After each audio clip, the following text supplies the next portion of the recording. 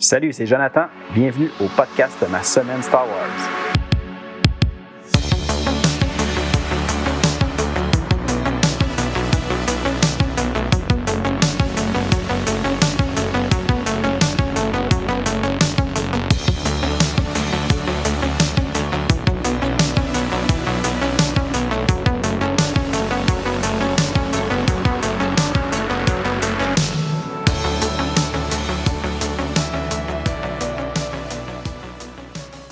Hey, salut tout le monde, bienvenue à l'épisode 34 du podcast Ma semaine Star Wars. J'espère que vous allez bien. Moi, de mon côté, comme toujours, ça va très bien.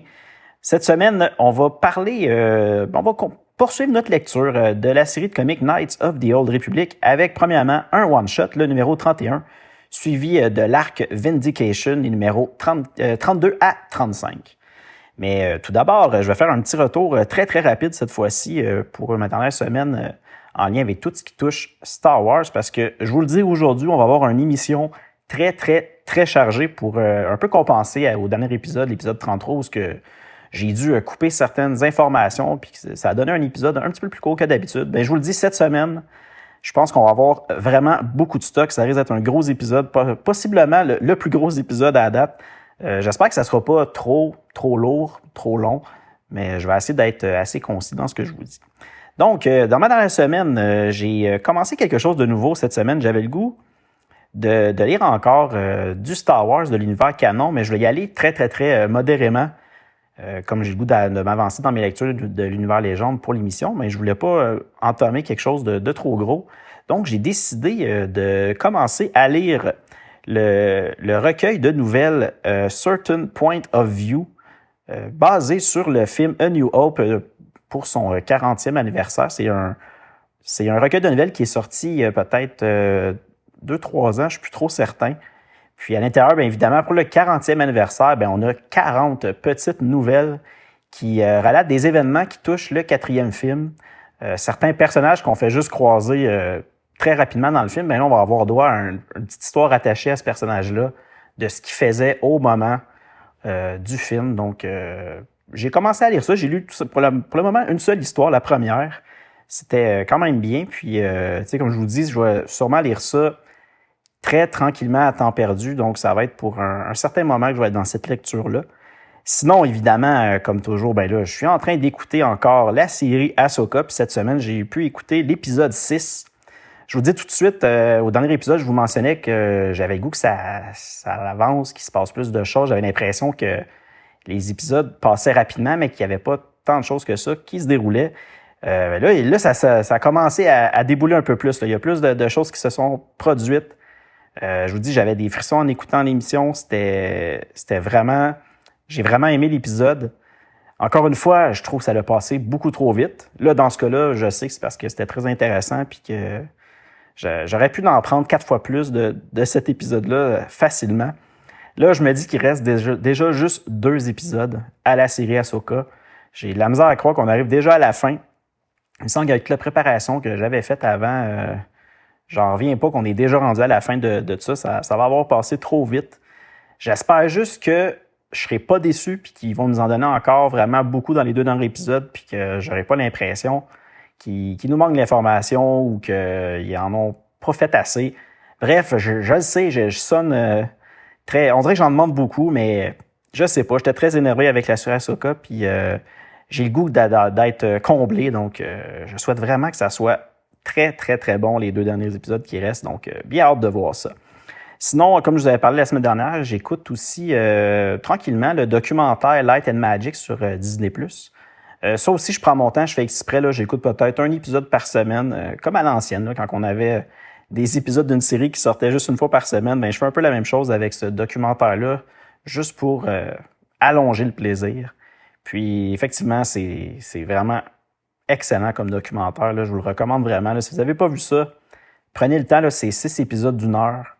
Puis, ça vaut vraiment la peine. C'est très bien fait. C'est excellent comme petit documentaire. Puis, évidemment, vu que là, j'écoute ce documentaire-là, ben, je sais que Disney+ en a plusieurs qui se rattachent à Star Wars. Normalement, ils font des documentaires sur chacune des nouvelles séries qui sortent.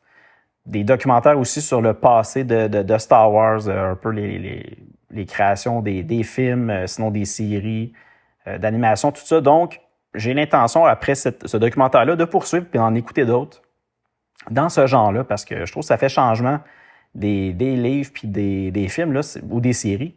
Là, c'est vraiment plus au niveau technique, un peu comment c'est écrit, tout ça. Puis c'est quelque chose qui m'intéresse, donc je vais continuer à en écouter d'autres. C'est sûr, là, j'aime quand même beaucoup ça. Sinon, comme je vous le disais tantôt, côté lecture autre, je vais quand même être très, très, très relax parce que je veux vraiment me concentrer à avancer beaucoup dans mes lectures pour l'émission. Surtout que bientôt, on va terminer les comics de Knights of the Old Republic, puis on va avoir des lectures qui vont être un peu plus longues, des romans, des choses comme ça. Donc, je veux prendre un petit peu d'avance juste pour avoir le temps de m'attaquer au premier roman qui s'en vient bientôt, puis aussi voir de quelle façon que je vais vous présenter ça dans l'émission. Est-ce que je vais avec un résumé complet? Est-ce que je vais un peu comme j'avais fait avec le premier roman, ou plutôt le seul roman que je vous ai parlé à date, L'Aube des Jedi, puis je vais plus avec un résumé, mes impressions, des commentaires. On verra, je vais regarder ça, puis de toute façon, vous allez le savoir bien assez vite quand les épisodes vont arriver à ce moment-là dans la ligne du temps. Donc c'est ça, c'est ce que je suis en train de faire présentement.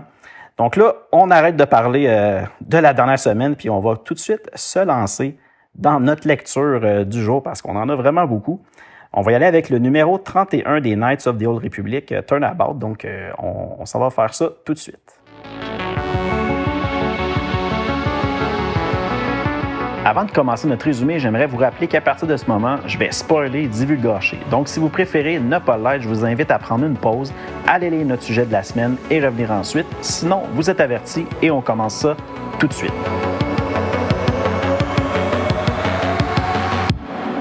OK, le numéro 31, nommé Turnabout, comme je disais tantôt, c'est un one-shot, donc c'est seulement un numéro. C'est pas une histoire qui se développe sur plusieurs numéros, donc c'est très court, mais ça va servir un peu à faire la transition vers le prochain arc qu'on va parler de toute façon tout de suite après. Turnabout, comme tout ce qui a été écrit dans Knights of the Old Republic, c'est écrit par John Jackson Miller. Ça se situe 3963 ans avant la bataille de Yavin, donc avant le 4e film de Star Wars. Cette fois-ci, au dessin, on a Alan Robinson, puis le numéro 31 est paru chez Dark Horse Comics le 23 juillet 2008.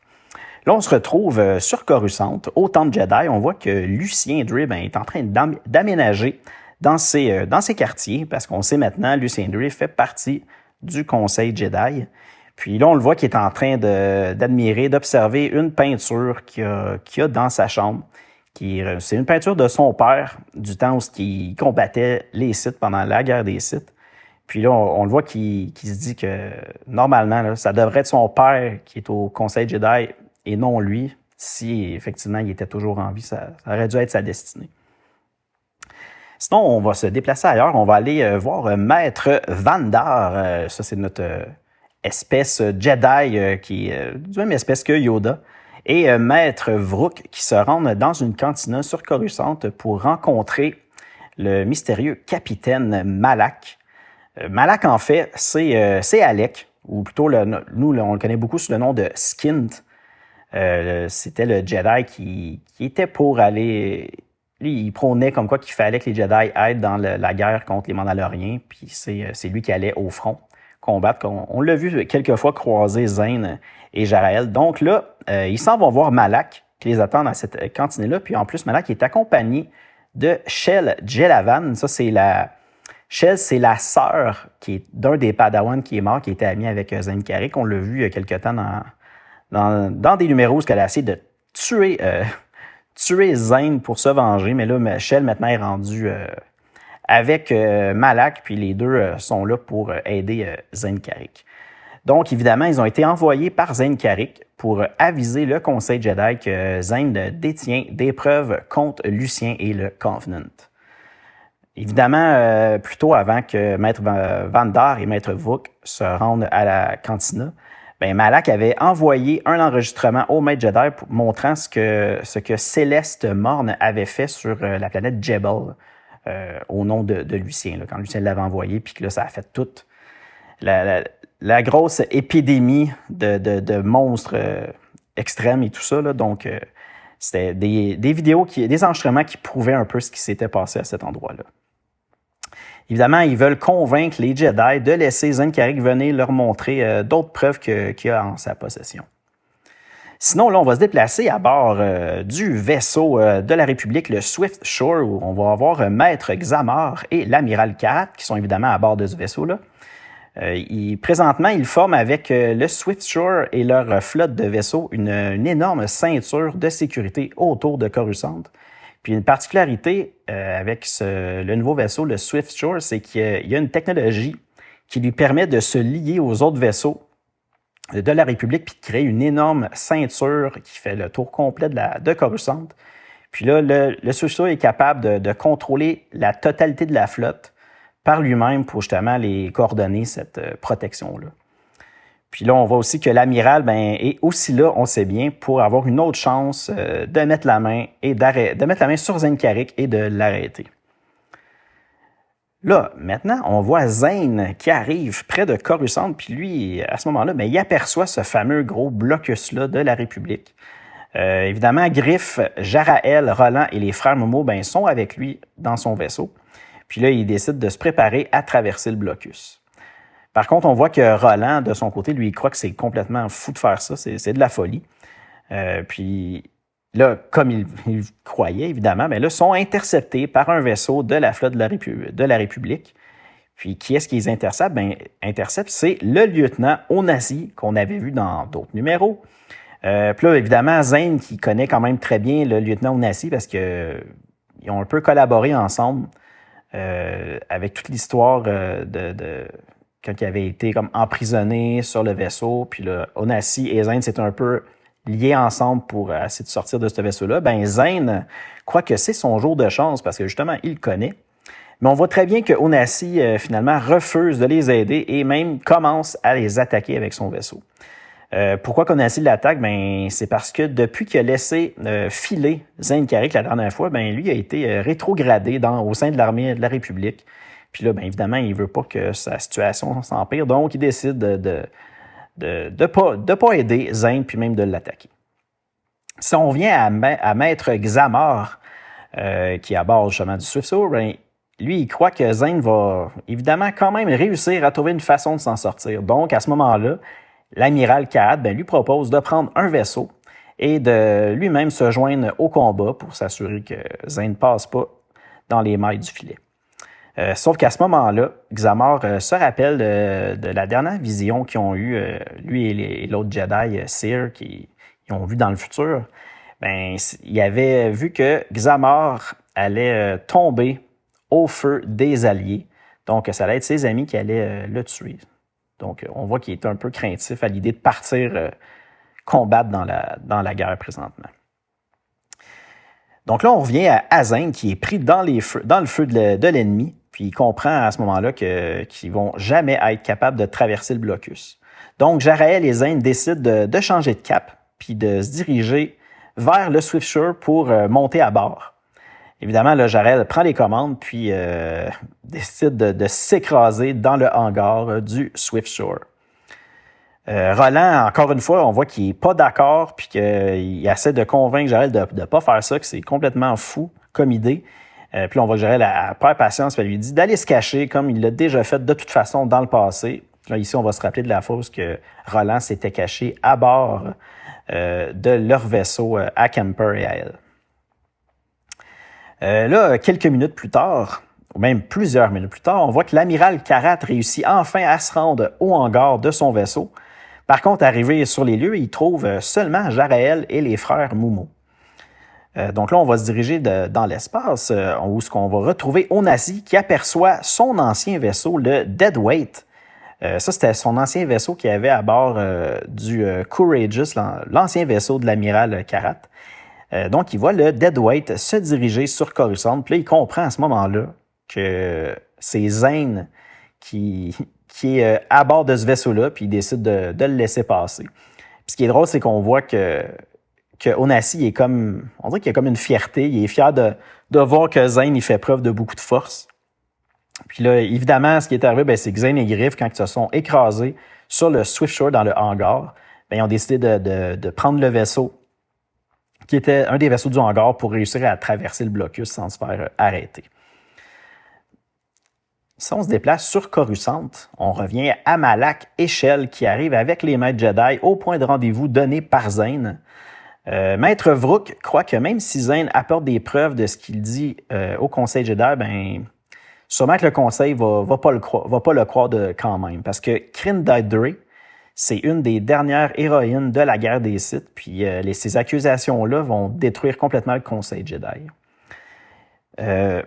Vrook croit que la seule façon que ça peut fonctionner, c'est seulement si quelqu'un de l'intérieur du Covenant décide de se retourner contre eux pour justement les dénoncer. Puis là, c'est à ce moment-là qu'on voit Xamar qui arrive au même moment. Puis avec lui, il a capturé Zane et Griff. Puis là, on voit que Xamar est peut-être la personne qui va faire tomber le Covenant. Mais là, évidemment, tout ça va dépendre de ce que les maîtres Jedi Vandar et Vrook vont lui dire à partir de maintenant. Fait que le numéro 31 se terminait de cette façon-là. Je peux vous dire tout de suite, le numéro était quand même très intéressant. Puis un des moments que j'ai préférés du numéro, évidemment, c'est quand que Jarael et Zane décident pour réussir à traverser le blocus, de foncer directement sur le Swift Shore pour prendre possession d'un vaisseau de la flotte de la République pour réussir ensuite à traverser le blocus. Puis j'avoue que j'aimais beaucoup le moment où on voit Onasi qui comprend ce qui se passe, puis tu le vois qu'il est fier, puis on dirait qu'il manque juste un peu qu'il est là puis qu'il cheer pour Zane en disant « Go Zane! » J'avais l'impression qu'il était bien content de ce qui se passait présentement. Donc là, on va y aller avec notre prochain arc, qui est nommé Vindication. Puis comme je vous disais tantôt, cet arc-là est en 4 parties. On a les numéros 32, 33, 34 et 35. Le numéro 32 est dessiné cette fois-ci par Brian Ching, puis est paru chez Dark Horse Comics le 20 août 2008. Donc là, on est de retour sur Coruscant, puis on s'en va à la résidence d'Edre, où on voit Maître Xamar qui est accompagné de Zane Carrick et Griff, qui s'en vont là pour tenter de libérer Crinda. Xamar a accepté finalement de se confesser auprès des Jedi en échange de la pleine immunité pour Crinda. Puis évidemment, il est là sur place parce qu'il voulait participer à son sauvetage. On voit que Zane est déguisé en Sith avec une réplique du talisman Mun à son cou. Puis évidemment, son sabre laser est caché à l'intérieur de ce talisman-là. Xamar avait compris un peu, je vous dis ici un peu la raison pourquoi que Xamar a décidé de parler aux Jedi, c'est qu'il avait compris que Lucien lui avait menti au sujet que Crinda avait approuvé les meurtres des Padawans. Il a comme compris que c'était pas vrai, que c'était Lucien qui avait complètement décidé de faire ça sans en parler à Crinda. Puis juste une petite information comme ça, qui n'a pas vraiment de rapport direct, mais je trouvais intéressant. On apprend aussi à ce moment-là que Vodo, je ne sais pas si vous vous rappelez de Vodo, qui était un des Jedi de Tales of the Jedi. On apprend que Vodo était le professeur de Crinda. Puis aussi, Vodo, on se rappellera, c'était le professeur de qui? C'était le professeur de Exar Kun. Je dis professeur, mais c'est le maître, là, plutôt. C'est que Crinda et Exar Kun étaient les Padawans de Vodo. Je suppose que je m'en allais avec le mot professeur, là, mais de toute façon... Vodo a enseigné la force à Crinda. C'était juste un petit commentaire que je voulais vous partager. Donc ensuite, lorsque Xamar amène Zane devant Lucien, celui-ci sort son sabre laser pour le tuer. Xamar lui dit de ne pas faire ça, sinon le talisman Sith va s'en prendre à quelqu'un d'autre. Puis c'est seulement Crinda qui peut faire quelque chose pour contrôler le talisman.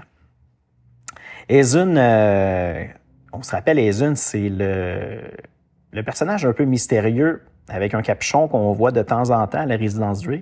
Ezun arrive à ce moment-là et leur dit que Xamar a raison, mais que malheureusement Crinda n'est pas disponible présentement. Par contre, lui peut très bien examiner le talisman. Zane dit à Xamar subtilement d'aller ouvrir la porte aux Jedi qui attendent à l'extérieur. Puis pendant ce temps-là, Zane, lui, va s'occuper de protéger Crinda.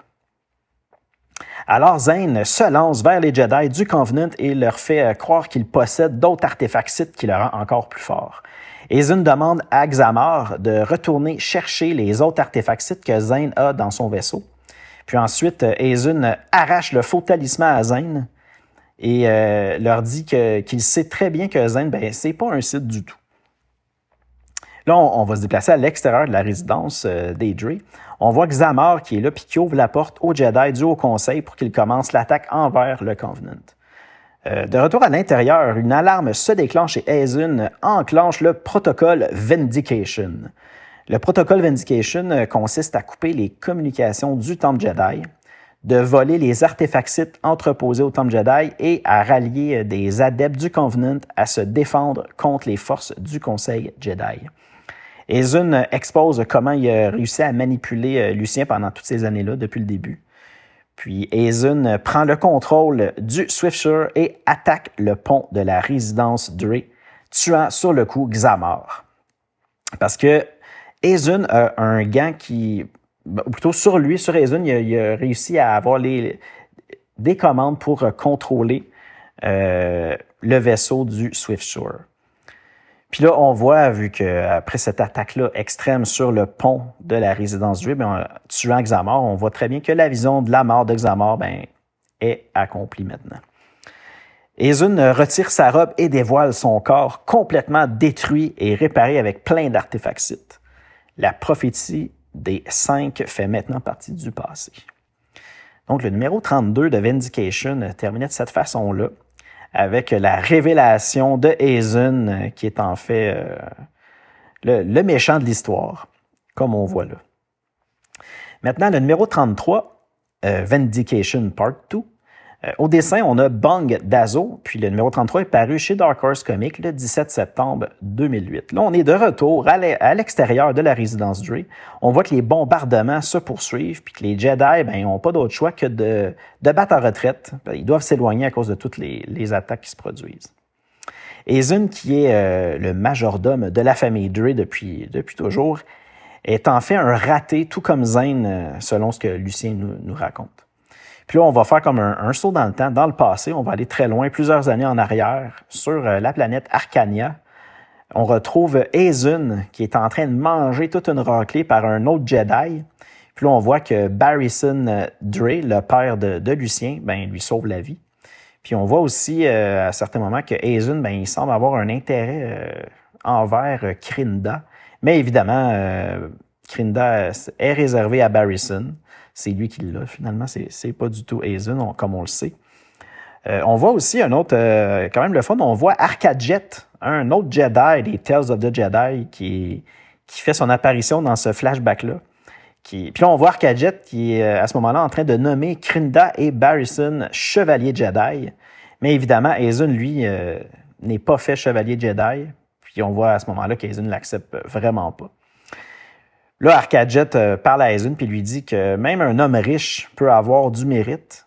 Puis contrairement à ça, même un homme pauvre peut échouer. Donc, on comprend très bien que l'homme riche, c'est Barristan, puis que l'homme pauvre, c'est Aizun. Barristan avait utilisé sa fortune dans le passé pour permettre à Aizun de s'entraîner chez les Jedi.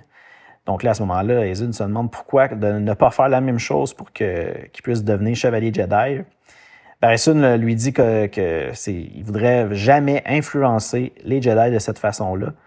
Puis là, Aizun, Aizun lui dit que Barristan s'est arrangé pour faire chevalier Jedi, Krinda et lui. Puis là, à ce moment-là, on voit que Barristan se fâche puis il se met à frapper Aizun. Puis il lui dit d'arrêter de dire des choses comme ça. Puis là, Barristan décide tout de même de garder Aizun avec lui, même s'il ne pourra jamais être un Jedi. J'avais un petit commentaire que je voulais faire sur ce numéro-là, le deuxième numéro de Vindication. Je ne sais pas si c'est moi, mais j'ai vraiment l'impression, quand je regarde le dessin de ce numéro-là, surtout le flashback, on dirait que le style du dessin me fait énormément penser au dessin des Tales of the Jedi.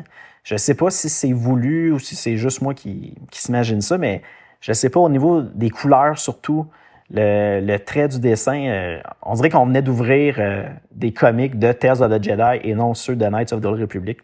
J'ai l'impression que c'était voulu parce que ça fait vraiment cette impression-là. En tout cas, si jamais vous croyez la même chose ou pas, faites-moi le savoir. Je serais bien curieux d'avoir votre avis sur ça. Donc, c'est un petit commentaire que je vais vous faire comme ça. Ensuite, on se déplace 10 ans plus tard, durant la guerre des Sith. Là, on voit Aizun qui tombe sur Doza, une ancienne Jedi maintenant avec les Sith.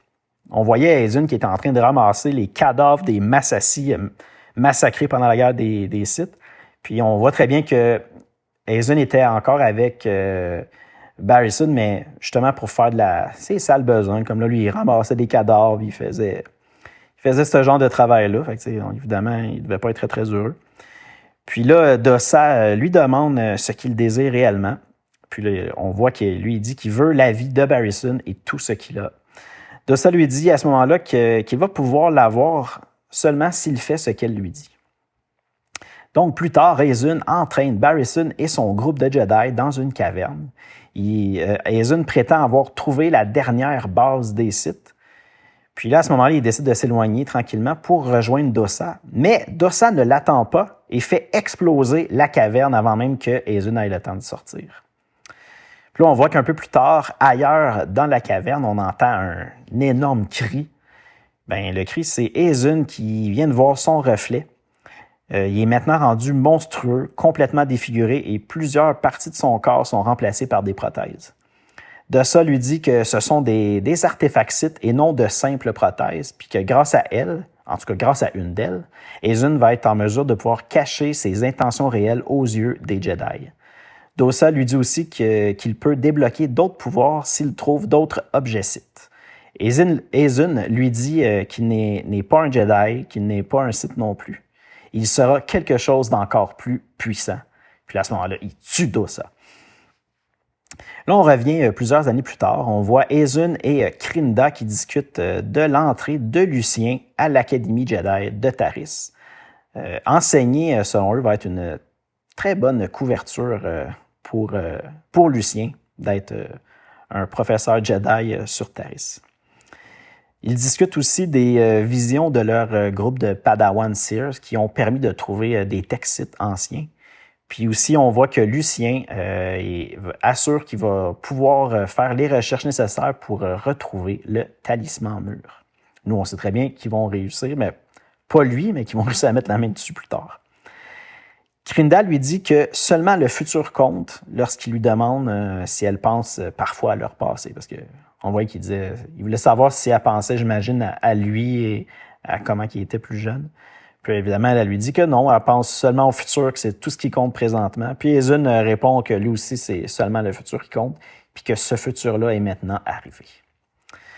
Là, on bascule, si on veut, on revient au présent.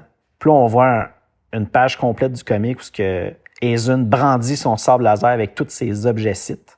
Puis on voit en arrière-plan Lucien et Zane qui le regardent de loin.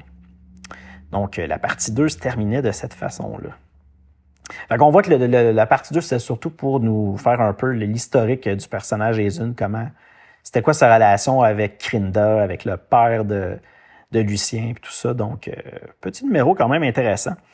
Maintenant, le numéro 34, la partie 3. Au dessin, on a Brian Ching et le numéro 34 est paru le 22 octobre 2008. Là, on est de retour à bord du Swift Shore. On voit l'amiral Karat qui comprend que quelqu'un a pris le contrôle de sa flotte de vaisseaux et bombarde Coruscant. La seule façon de mettre fin à ça, c'est d'éliminer la source du problème ou de détruire le Swift Shore.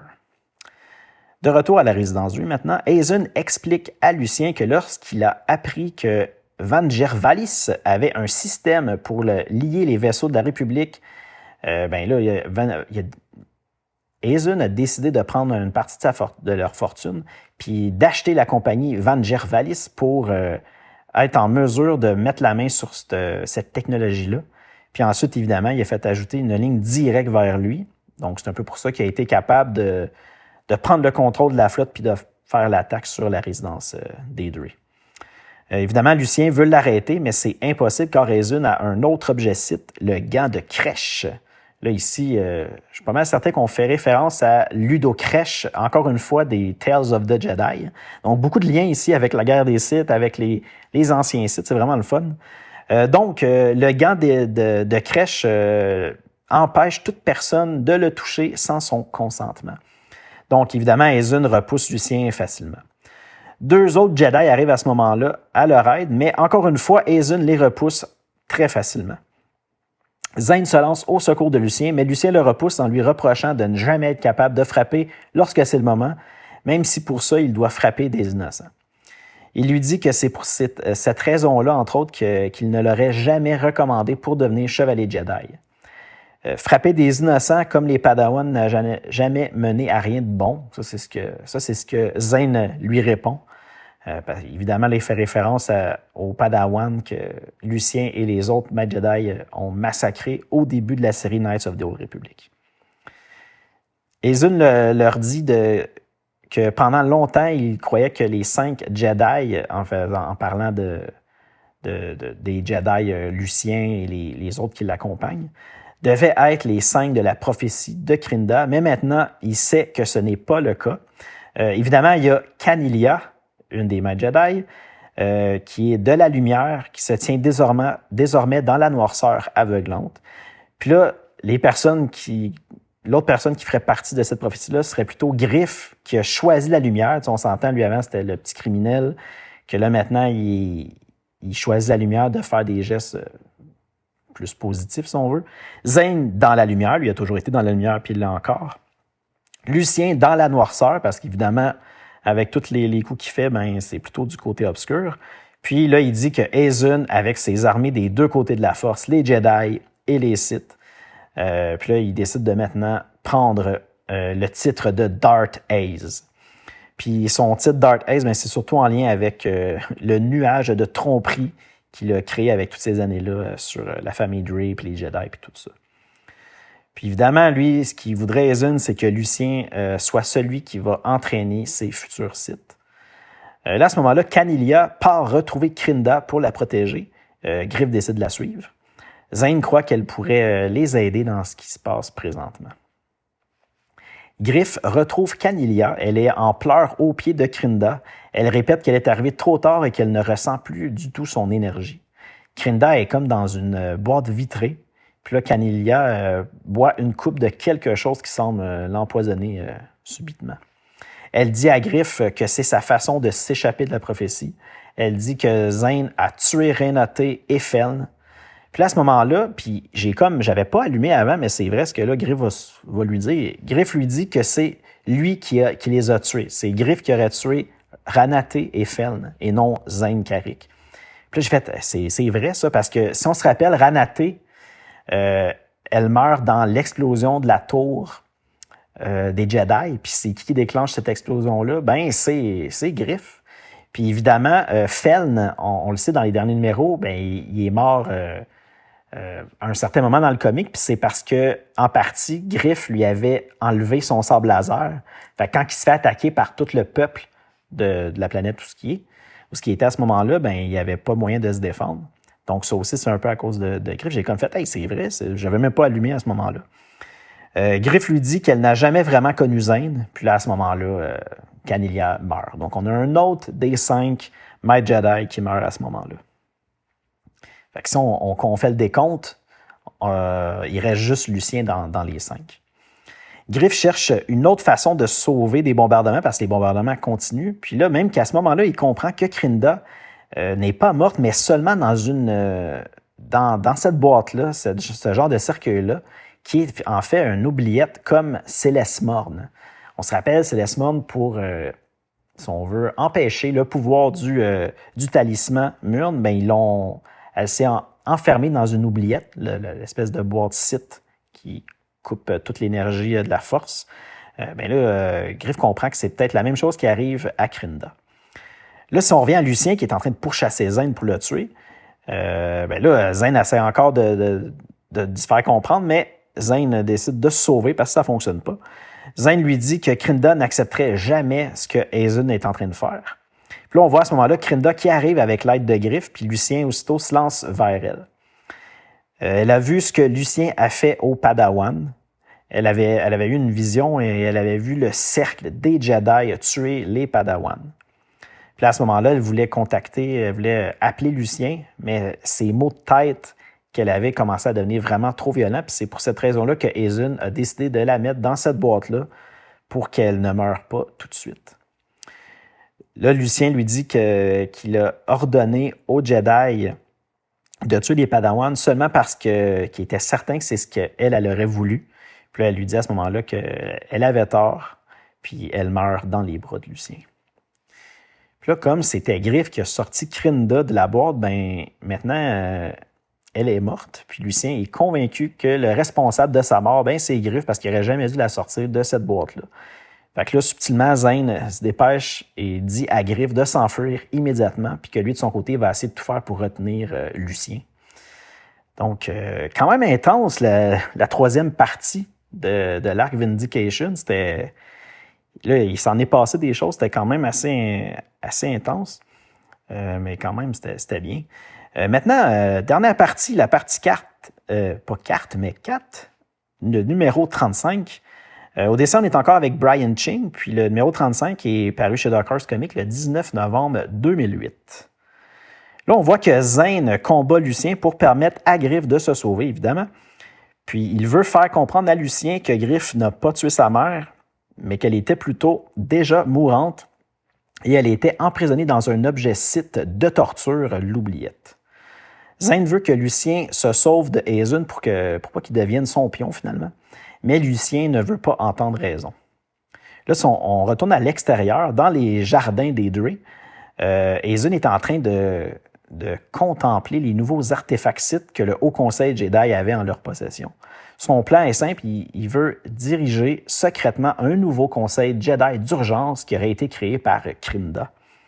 Là, on voit à ce moment-là Lucien qui pourchasse Griff, mais Zane est là pour le protéger et le défendre. Puis pendant le combat, Lucien, il se fait écraser par la statue géante de son père. Puis Zane, finalement, le tue avec son sabre laser.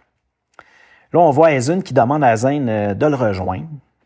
Puis Zane décide d'accepter, mais seulement si Hazen promet de cesser immédiatement les attaques sur Coruscant. Zane simule comme s'il avait une vision du futur et profite de cette distraction-là pour trancher la main de Hazen pour lui retirer le gansite crèche. Ensuite, Zane se lance sur Griff et lui dit de bien se tenir. Puis là, à ce moment-là, on les voit qui sont projetés très, très, très, très loin, les deux ensemble. C'est Lucien qui a utilisé la force pour les éloigner en les poussant à faire un force push. Puis là, on va aller très, très, très loin. Zane avait évidemment tout organisé avec Lucien. Puis là, maintenant, grâce au gant qui est en la possession de Lucien, il reprend le contrôle de la flotte et décide de diriger une dernière grosse attaque sur eux. Puis là, on voit tous les vaisseaux qui attaquent en même temps vers l'endroit où se situe Lucien. Fait que là, évidemment, l'attaque est venue détruire Hazen, attaquer Lucien aussi. Donc, là, on va faire un bond dans le temps. On va se retrouver plusieurs jours plus tard. On assiste à l'amiral Karat qui est en train de faire un discours sur la victoire, qui a réussi à mettre fin à l'attaque mandalorienne sur Coruscant. Là, évidemment, ils disent pas du tout la vérité. Hein. C'est pas vrai que c'était une attaque des Mandaloriens, mais ils ont préféré plutôt cacher encore une fois, comme on l'avait vu dans les écrits dans le passé, les pages supplémentaires qu'on voyait à la fin de certains numéros, qu'ils décident quand même de contrôler beaucoup ce qu'il dit pour pas que le monde panique. Mais là, ils décident de faire croire que c'est des Mandaloriens qui ont fait cette attaque-là. Évidemment, il y a la famille Drey qui fait partie des pertes. Ils ont tous disparu, ils sont tous morts. Mais il y a seulement les familles des victimes des Padawans qui savent la vérité. Et les Jedi ont aussi pris le temps de payer la prime sur Zane et Griff pour que ceux-ci soient maintenant libres et qu'ils soient plus pourchassés par les chasseurs de primes. De son côté, Jarael est très déçu que les Jedi n'ont pas fait la paix avec Alec, plutôt Malak maintenant. Elle hésite, elle sait plus trop qu'est-ce qu'elle veut faire. Est-ce qu'elle veut suivre Malak ou si elle reste plutôt avec Roland, qui est maintenant toute seule au cœur de la République. Donc, elle hésite vraiment avec qui elle devrait rester. Griff, lui, de son côté, remet la tresse de Padawan de Zane à Jarael pour qu'elle le lui remette éventuellement. Griff fait ça parce qu'il est convaincu que Zane est maintenant devenu un chevalier Jedi puis qu'il va partir pour devenir, servir les Jedi, si on veut.